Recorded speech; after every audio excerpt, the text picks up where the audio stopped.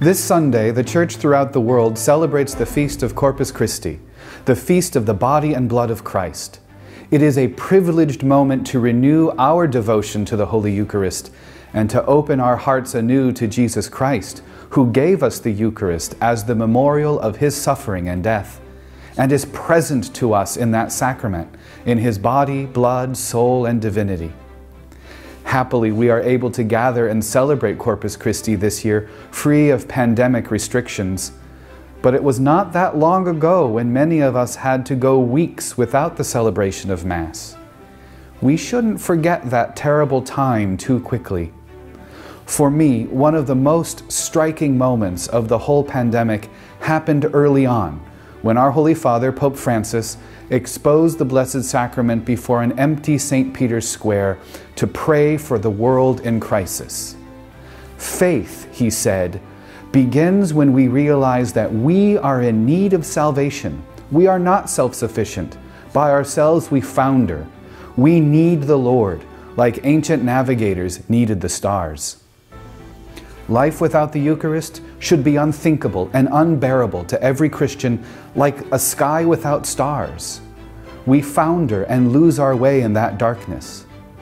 At the Easter Vigil, we proclaim that Christ is the morning star that never sets, and He gives us Himself in the celebration of the Eucharist so that His presence and His light are tangible in our lives.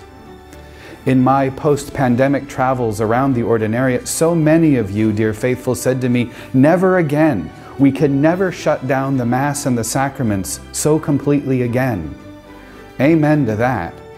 But let's also try to bring something good out of that difficult experience.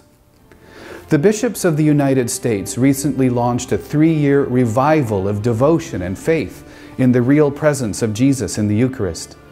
Coming out of the pandemic, my brother bishops and I believe that this is the moment to ignite a movement of Catholics as they are healed and converted and formed and unified by an encounter with Jesus in the Eucharist. The risen Lord changes us. He enlivens us and He impels us to share the joy of the gospel with family and friends and co-workers, with anyone really.